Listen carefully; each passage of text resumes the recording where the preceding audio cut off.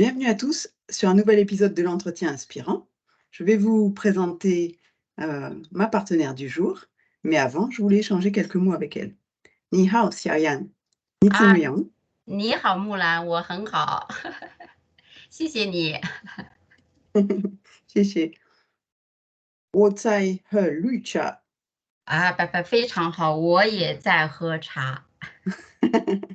Donc ça, c'est notre petit rituel parce que quand on prenait, j'ai pris des cours de mandarin avec Xiaoyan et on se buvait toujours un thé, donc j'avais envie d'un thé vert aujourd'hui aussi à partager avec toi. C'est Maintenant, avec je te laisse te plaisir. présenter.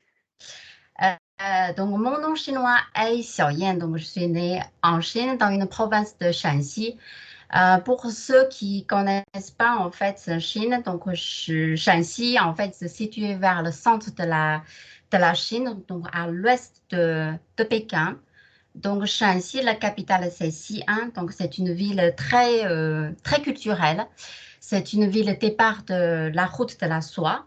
Et aussi, c'est une ville qui avait en fait 13 dynasties chinoises qui choisissent en fait cette ville comme le siège. Donc voilà, je suis née dans cette ville. Xi'an, c'est là où il y a l'armée, de terre cuite. Ah, voilà, c'est ça, oui. Ouais, que j'ai eu la chance de visiter et c'est magnifique. C'est voilà. Ah, et aussi en fait, c'est une ville à l'époque, je pense que c'est le président Macron quand il avait visité la Chine, la première ville destinataire, en fait, il a choisi Xi'an. Donc je Ouais. pense que c'est assez symbolique. Mmh mh.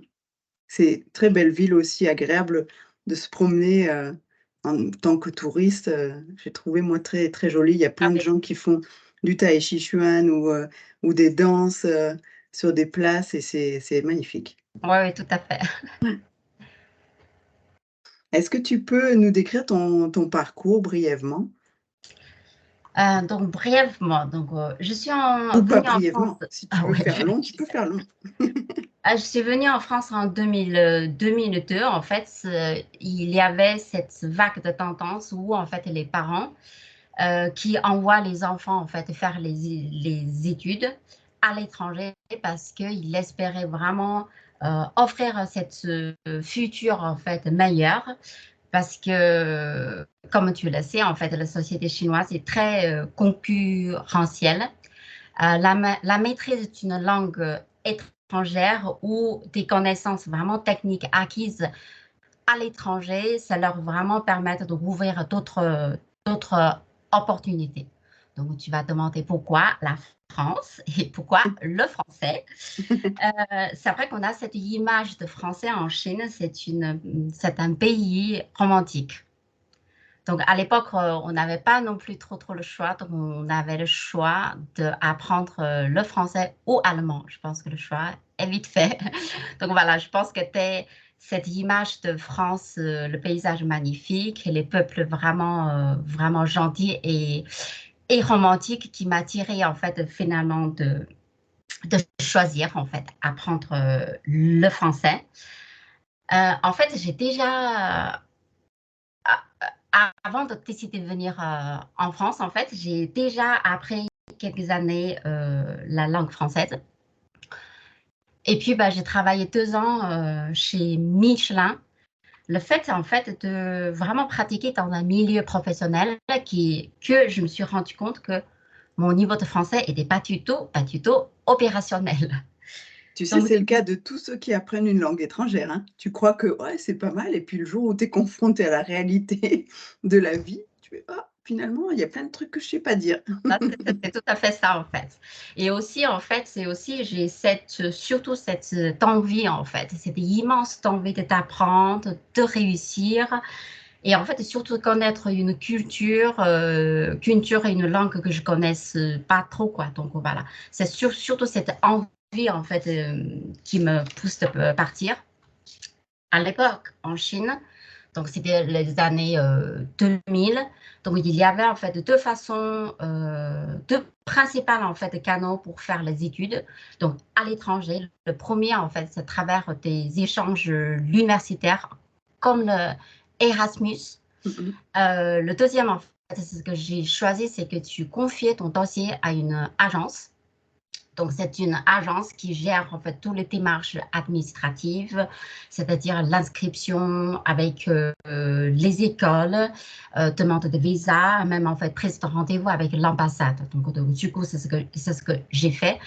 La démarche était très très longue, donc il a fallu prendre un an Ah entre ouais. demander le passeport, le visa, l'entretien, le billet d'avion et tout, tout.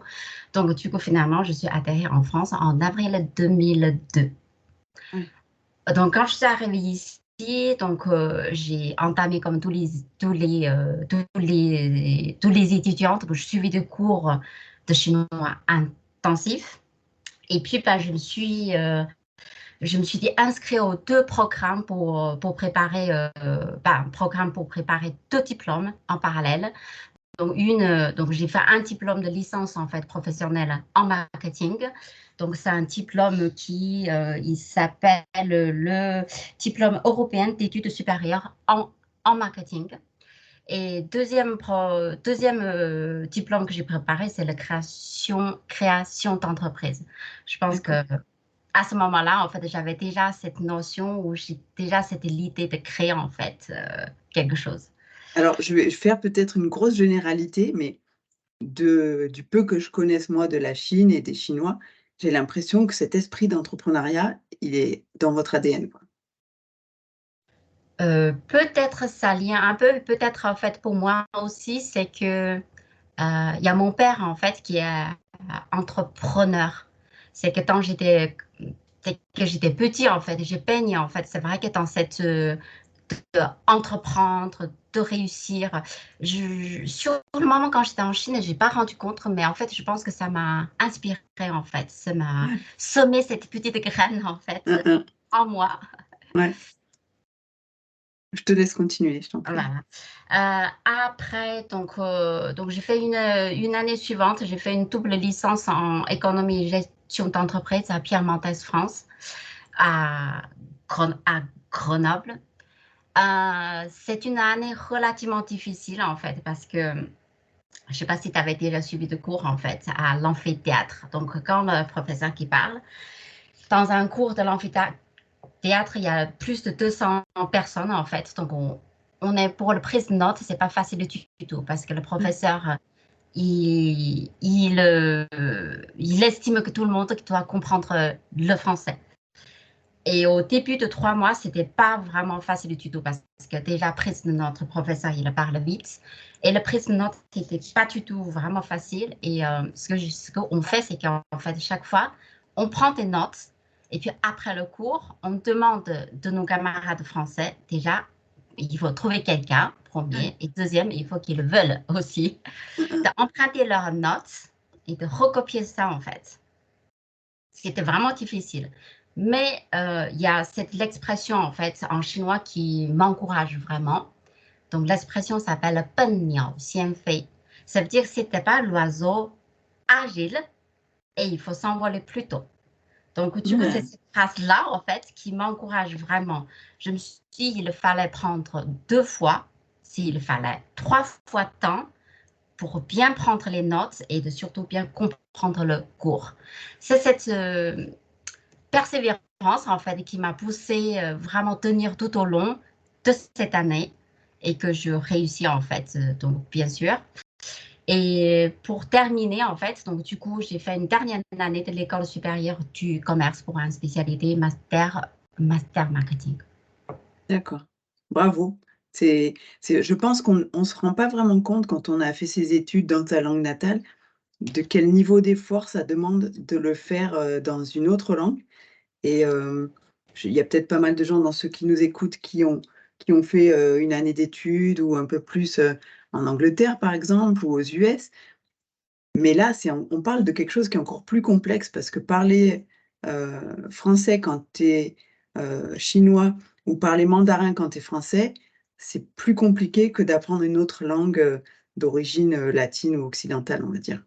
Et en fait, surtout, c'est qu'au début, qu'on a l'impression qu'on maîtrise vraiment le français. Mais en fait, quand tu vas au cours, quand le professeur qui parle vraiment une spécialité, déjà, il faut que tu comprennes en chinois. Ça, c'est une Ouais. première chose. Mmh. Et, mais c'est vrai, il fallait cette phase d'adaptation. Il fallait vraiment 2, 3 mois, en fait.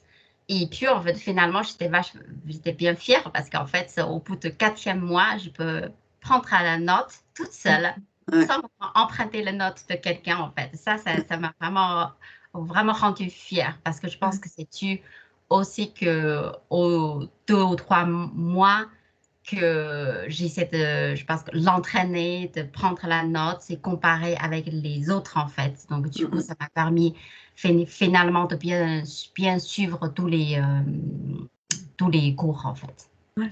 Et tu vois, quand tu y penses, il faut quand même une sacrée volonté et motivation parce que 3 mois, c'est long, hein.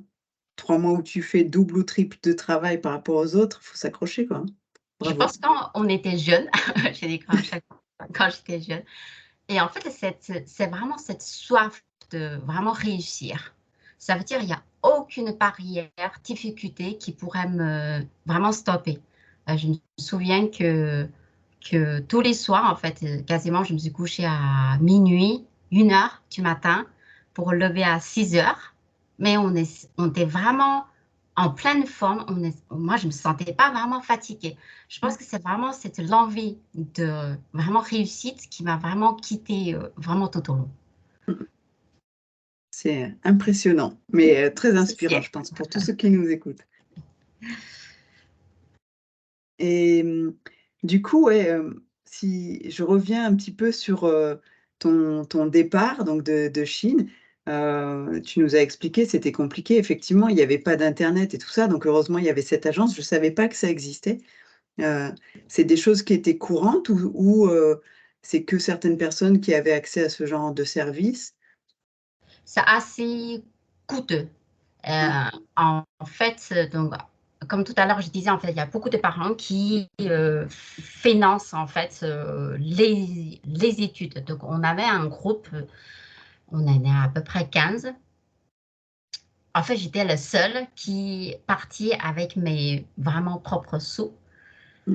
Parce que à l'époque, c'est le passage de l'euro. En fait, je me souviens, c'est 2002. Donc du coup, donc le taux d'échange, en fait, à l'époque, entre renminbi, donc devise chinoise, et euro, c'était de 10. Donc ça veut dire quelque chose qui est de 1 euro, donc ça coûte 10 fois plus là-bas. Mmh Donc il mh. faut vraiment les parents qui ont le moyen de vraiment financer. Donc Mmh. c'est pas vraiment, donc c'est coûtant en fait. Mmh mh. Mais en tout cas, et c'était un bon investissement pour tes parents. Ben voilà, donc tout à fait.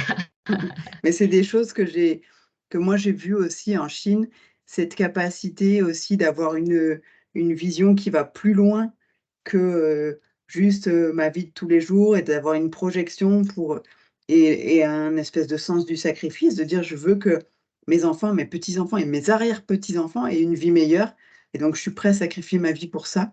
Moi, c'est des choses que j'ai ressenties fortement en Chine. Oui, c'est même en fait maintenant, en fait, même maintenant, en fait, il y a des parents qui pourraient très, très bien, en fait, envoyer, très, très bien travailler dans des villes, qui vers côte ouest, des grandes villes, et puis, ben, en fait, de faire carter leurs enfants parce qu'ils voulaient, en fait, c'est vrai que de soutenir, en fait, leurs enfants et d'essayer de faire maximum pour que les enfants aient une future meilleure que leur. Mmh mh. Ouais. Ouais, c'est vraiment ancré et enfin moi, ma sensation, c'était: on est prêt à sacrifier une génération complète pour que les suivantes aient une Oui, tout vie à fait. meilleure. Oui, Ouais, oui, tout à fait ça, en fait. et Absolument. c'est je trouve quelque chose de très différent au niveau culturel entre la Chine et l'Occident. Je pense que ça aussi, c'est un lien avec, cette philosophie, en fait, de Confucius, en fait. C'est le rapport entre le parent, et les enfants, ils sont très, très, très, très, très, très forts.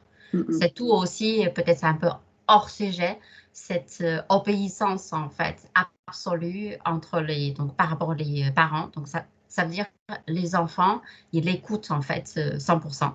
Ouais. Ils estiment aussi qu'en fait leurs parents, ils sont là, c'est pour vraiment l'aider, c'est pour vraiment, soutenir, et donc du coup, donc c'est cette obéissance qu'on sent maintenant, quel que soit en fait, trouver, un amoureux ou vous trouvez un travail. Et voilà, en fait, toutes les décisions des enfants et il y a plus ou moins influencé par leurs décisions de parents. Mm, mm. Je reviens sur un petit truc parce que tu as parlé que la France t'avait attiré parce que c'était un pays romantique. Bon, quand tu habites en France, je trouve pas forcément les hommes hyper romantiques, enfin, en tout cas pas tous. Mais toi, tu as trouvé ton prince charmant romantique, en Voilà, tout France? à fait. C'est vrai. C'est Donc vrai c'est tu que pas été je sais déçu sur ce côté-là? non, pas du tout, pas du tout. C'est vrai que ces côtés de romantisme, je sais pas, on a vu des films français ou des chansons vraiment françaises ou même des paysages, ça a vraiment un tous les Chinois, je pense que même au jour d'aujourd'hui, qu'on a une image de Français et le Français et Française romantique. Mmh mh. Bon, bah, notez-le les Français, hein? Et cultivez-le. Donc tu as finalement décidé de rester en France. On comprend pourquoi, puisque tu avais rencontré l'homme romantique de ta vie, Oui. entre autres, je suppose. Est-ce que tu peux nous dire 2 mots sur, la facilité ou pas à s'intégrer en France? L'intégration au niveau quand on est étudiant, c'est pas facile parce que déjà, en fait, on maîtrise pas tout à fait le français. Nos camarades, même si tu es gentil, il y a des fois, je pense que c'est des barrières langue qu'on n'arrive pas vraiment vraiment à s'intégrer. Et aussi, il y a tu aussi que vu qu'on ne parle pas très bien le français et bah, du coup, nos étudiants chinois, ils sont recoupés ensemble. Ça veut dire qu'ils doivent tout le temps rester ensemble. Mmh mh. Donc du coup, je pense que ça empêche en fait l'intégration. Et moi, je pense que par rapport à moi, en fait, de l'expérience personnelle, c'est mon vraiment caractère côté curieuse. C'est mon année, je pense, d'alternance chez Alstom qui m'a vraiment permis de l'intégrer, plus ou moins en fait, dans la vie vraiment, française. Parce que nous avions déjà de la chance d'avoir un CE, qui propose des activités culturelles, sportives. C'est que j'avais cette envie, mais cette soif vraiment de découvrir tout. J'ai testé, randonnée, l'escalade, bah, plein de vraiment d'activités et le ski aussi. Parce que pourquoi ça en fait? Parce que lorsque quand j'étudiais en Chine, c'est vrai qu'on a très, très peu de temps de s'amuser. On Mmh. ne parle même pas de consacrer, à un loisir. Donc arrivée en France, donc j'avais cette l'impression comme une feuille vraiment blanche, vierge, tout a commencé, remplir pour vraiment former ma vision du monde. Ah excellent. Ouais. Et du coup, ouais, tu as pu, finalement tirer le meilleur parti de la culture française et découvrir des choses que tu aurais pas pu découvrir en Chine, finalement.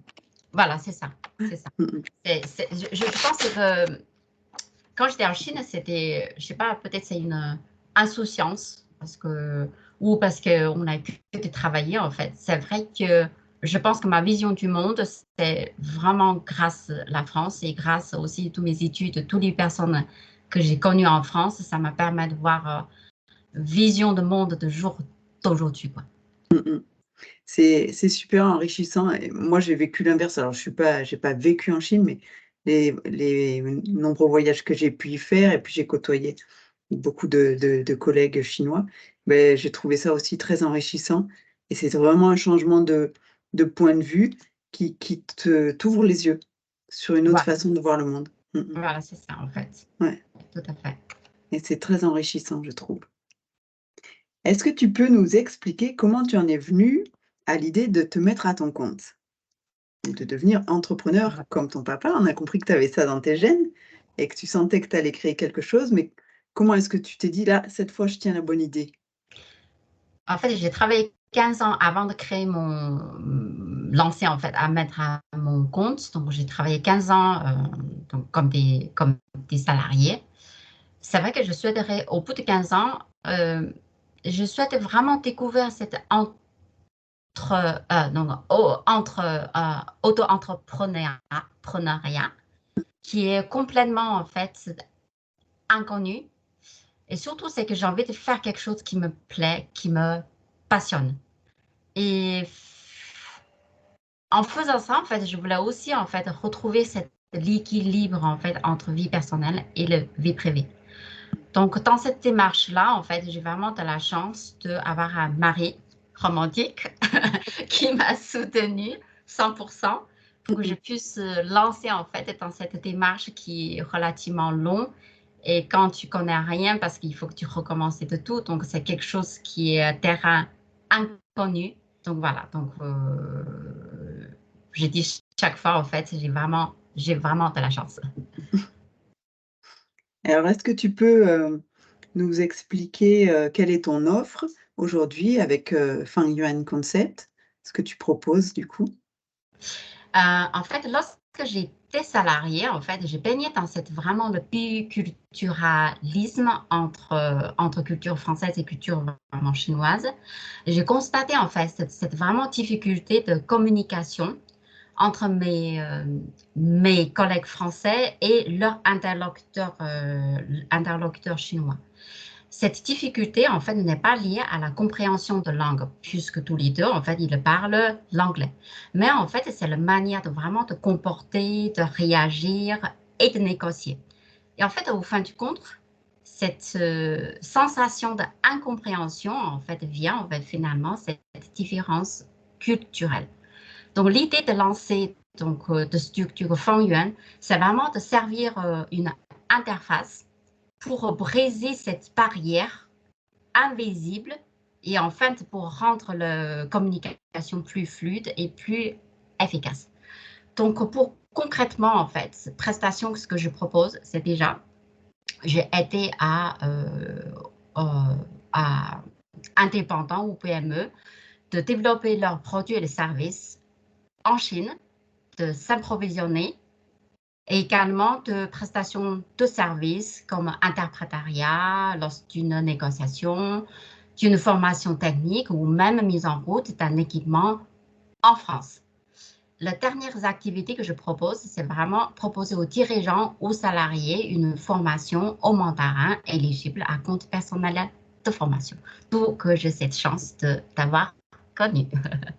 Ouais, on peut souligner que oui, tu as fait le nécessaire toute seule pour être, certifiée Qualiopi et que du coup toutes les formations sont éligibles au CPF et ben, moi c'est la partie de tes services que j'ai pu, tester et que j'ai beaucoup, beaucoup apprécié. Hem, Au-delà de l'apprentissage de la langue, il y avait aussi beaucoup de partage culturel. Moi, j'avais cette envie de pouvoir communiquer mieux avec mes collègues en Chine à l'époque et je trouvais que c'était aussi une marque de respect de pouvoir, dire ne serait-ce que quelques mots dans leur langue et j'ai pris beaucoup de plaisir à apprendre avec toi et comme je disais, on avait notre petite cérémonie du thé à nous et c'était vraiment un bon moment à chaque fois. Quelque chose qui, à la fois me sortait du quotidien, et qui, bah, laissait libre cours aussi à la créativité et puis à la découverte de quelque chose de vraiment différent et je trouve au niveau, on va dire, cognitif, super stimulant parce que la langue chinoise, c'est quelque chose de passionnant.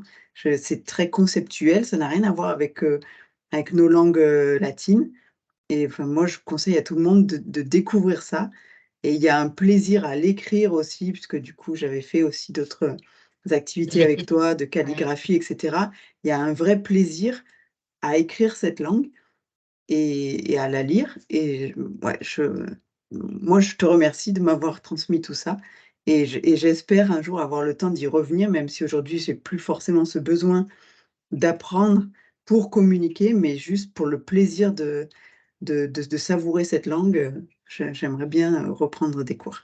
Avec plaisir. C'est vrai, comme tu disais, en fait, l'apprentissage de langue, en fait, c'est pas purement l'apprentissage que le langue, en fait. Dans mes packages, en fait, je propose quelque chose, j'estime, en fait, pour apprendre une langue, non seulement apprendre une langue, mais aussi pour apprendre tout est associé, la culture, le pratique. Donc, du coup, dans chaque cours, de formation, en fait, j'ai intégré cette partie de vraiment culture, en fait, dedans. Ouais Et et aussi, en puis fait, ouais, et aussi, en fait, c'est que je gère, en fait, en parallèle de ça, en fait, je gère une association. L'objectif, en fait, c'est vraiment de promouvoir vraiment la langue et la culture chinoise à travers vraiment de cours et les stages. Et aussi, en fait, qu'on organisait vraiment l'animation, comme tu disais que tout à l'heure, l'atelier de calligraphie, la peinture, euh, pour la langue et vraiment la culture. Et par exemple, donc on a l'organisé déjà plusieurs fois le Nouvel An chinois. Donc, pendant l'événement, donc on proposait vraiment l'atelier de vraiment ravioli, le papier Ouais. découpé, calligraphie, etc. Donc en fait, c'est vraiment le but, c'est vraiment pour au maximum de monde. Tout le monde en fait connaît un peu la culture, mais vraiment comment les Chinois qui vivent ça, je pense que les gens ils connaissent peut-être moins bien. Donc voilà, je voulais profiter en fait aussi donc, à travers cette association de vraiment faire découvrir toute l'activité en fait auprès des Français. Ouais. Et c'est comme ça qu'on s'est connus la première fois. Voilà, tout à fait. Voilà, parce que moi j'étais, déjà sensibilisée à la culture et j'ai vu: «Ah, il y a une fête pour le Nouvel An chinois, ça me dirait trop d'y aller» et puis voilà quoi, de fil en aiguille et on a fait de supers ateliers culinaires aussi où on s'est bien régalé Ah bah parce oui. que la cuisine chinoise, c'est, super bon et non, c'est de très, très bons moments à chaque fois. Voilà, donc du coup, en fait, l'an prochain, je pense qu'avec l'association, voilà, relancer en fait cette partie de culinaire, l'atelier, calligraphie, la peinture, etc. Bah, écoute, je serai là, je pense. Mais je me réjouis que tu reprennes cette activité-là parce que ça fait, enfin, après c'est ma sensibilité, mais je pense qu'il y a pas mal de Français qui sont comme moi, on aime bien manger et heu et finalement, c'est un bon moyen de découvrir une culture, de commencer aussi par partager de la nourriture Oui, c'est et ça en fait. mmh et c'était à chaque fois, enfin, ça a été toujours quelque chose de très sympa et puis de prendre le repas qu'on avait préparé ensemble, tous ensemble, c'était Oui, chouette. même moi, en fait, il y a certaines recettes, en fait, même si en tant que chinoise que je prépare le plat, mais il y a certaines recettes que je ne connais pas plus que ça. Donc, le fait voilà, de préparer quelque chose, de partager, en fait, donc c'était vraiment plaisir. En fait, surtout Mmh. après, ça m'a plu beaucoup, c'est pas la préparation, c'est à la fin, en fait, et tout le monde autour d'une table de parler d'un peu de. Parce que je pense que quand les gens qui sont venus, c'est les gens qui sont curieuses et aussi euh, il a envie de voir, en fait, comment les Chinois qui vivent, quoi. C'est autour d'un repas, on partage voilà, sur les actualités sur la Chine, la culture. Je trouve ça vraiment enrichissant. Ouais et c'est vrai que c'est le repas en Chine, c'est vraiment un partage. Alors pour ceux qui n'ont pas eu l'occasion d'aller en Chine, je ne sais pas s'il y a des restaurants où on trouve ça en France, mais c'est des tables rondes avec un plateau tournant. C'est assez génial et Oui, donc ça oui. ça tourne et les plats, bah, passent devant, chacun au fur et à mesure et chacun pioche avec ses baguettes et bah, le concept est génial. Moi, j'adore. Et en fait, c'est que j'ai fait une petite, vraiment parenthèse quand tu parles de table ronde. Donc, j'ai un petit anecdote par rapport au nom de Fang Yuan. En fait, c'est le Fang qui veut dire carré, Yuan qui veut dire rond. Donc, si tu as fait attention, en fait, donc mon premier Fang qui est carré dans le rond et deuxième Yuan qui est rond, dans le sens qui est rond, mais dans Ah, le carré. En fait, c'est que je voulais vraiment incorporer cette notion de culture parce qu'en Chine, on a cette arrondi de langue, tout aime bien rond, le jardin chinois avec le porte rond, la table qu'on mange qui est rond. Mais en France, c'est quelque chose qu'on est aussi carré, donc on a la table carrée, etc. Et aussi une autre vraiment façon de faire. Donc mmh, les Européens, les Français, quand on n'est pas d'accord sur quelque chose, on dit clairement, on dit non. Dans la culture chinoise, non. Culture chinoise, je pense qu'on a eu mal de dire non. On a essayé de te répondre, dire non, mais pas dire non directement. Donc voilà, l'idée en fait à l'époque, c'est que par rapport au Fang Yuan, c'est que je voulais vraiment interpréter le code de vivre ou code de travail comment dire, entre la France et la Chine. ouais, ouais, c'est génial et bah, moi, je trouve que tu représentes bien le mélange entre les 2 cultures et c'est top et pour rebondir sur cette idée de savoir dire non, bah, moi, ça fait partie des choses que j'ai pu expérimenter avec mes collègues et en fait, après, on avait une telle relation de confiance, ben moi, mes collègues là-bas, c'est mes petits frères et mes petites sœurs, quoi. Donc on avait ce lien de confiance qui faisait que quand je leur disais: Tu peux me dire, tu peux me dire non, c'est mieux» et tu vois, je leur avais expliqué, tu sais, en Europe, et si on n'est pas sûr de savoir faire, voilà, si la probabilité elle est inférieure à 50 de réussite, il vaut mieux dire non, parce que les gens vont pas comprendre si on dit oui et qu'on n'y arrive pas et cetera. Enfin, c'était des grandes discussions qu'on avait eues et où au final, ils étaient plus à l'aise de me dire: «Bah non, là, on peut pas» et de dire un peu plus directement que Voilà, ce qu'ils auraient fait d'habitude. oui, tout à fait, parce que c'est pas notre façon de faire, en fait. Parce que, Mmh mh. pourquoi on dit pas non, en fait? C'est pas parce qu'on peur de s'engager, c'est qu'on peur de frustrer, en fait. On peut dire le non parce que on aime bien cette, relation harmonieuse. Parce Mmh qu'on mh. peur si on brisait la glace, quand on recolle après, c'est plus du tout pareil. Ouais. Ouais, oui, moi je le prenais plus pour, une volonté de d'apporter le meilleur service possible et du coup, bah, tu dis pas non parce que de toute façon, tu vas essayer au maximum de faire. Mais seulement ça, c'est difficile à comprendre dans la culture européenne, que tu as fait ton maximum, s'il y a pas de résultat et ben, ouais et c'est peut-être quelque chose à apprendre aussi pour nous tous occidentaux Oui, je de pense. la Oui, culture chinoise. oui, Que c'est il y a pas que le résultat qui compte, l'effort que tu as mis aussi, heu, dans l'objectif d'atteindre ce résultat, même si tu l'atteins pas, c'est pas vain, ça sert à quelque chose et tu as oui, forcément appris quelque chose. oui, oui, je pense. Sur ces belles paroles, je te remercie beaucoup de tout ce que tu as partagé avec nous, Xiaoyan. Est-ce Avec que plaisir, ouais. je vais te poser une dernière question, puisque moi je t'ai invitée là parce que je te trouve inspirante. Je pense que les gens auront compris que ce qui m'inspire, c'est ta persévérance. C'est évident qu'il a fallu beaucoup d'efforts, une volonté, mais aussi une vision de ce que tu voulais atteindre dans ta vie pour, bah, accepter d'investir, de sacrifier peut-être une partie aussi de ta jeunesse dans tes études et cetera. Je trouve, fabuleux que tu sois allé au bout de ton idée aussi de te dire: «Bah, moi j'ai quelque chose, il faut que j'entreprenne et j'ai des choses à partager avec le monde» et tu le fais très bien. Alors maintenant la question c'est et toi, qui est-ce qui t'inspire? Ça J'aime bien cette l'expression, en fait, de Confucius, donc je reviens encore une fois sur lui. Donc l'expression qui dit: «三人行，必有我师», veut dire, en fait, c'est en marchant avec 2 personnes et forcément tu vas trouver parmi eux un professeur. Ceci éthique, en fait, ça veut dire on a toujours, toujours quelque chose à apprendre auprès des autres. Donc pour répondre à ta question, quelque chose qui m'inspire, je pense que toutes les personnes, toutes les choses qui entourent de moi, que je pense que j'ai toujours quelque chose à apprendre auprès de ces personnes.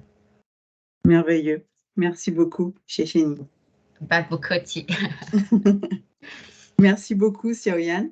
Je te souhaite, une bonne journée et une belle continuation avec Fang Yuan et avec l'association Panda et donc on aura l'occasion de partager dès qu'il y aura la reprise des activités aussi pour, inviter toutes les personnes, d'Isère à se joindre aux ateliers et découvrir la culture chinoise. Ouais, merci également de m'avoir invité sur ta chaîne. C'était un grand plaisir. À très bientôt. OK, 再见。再见。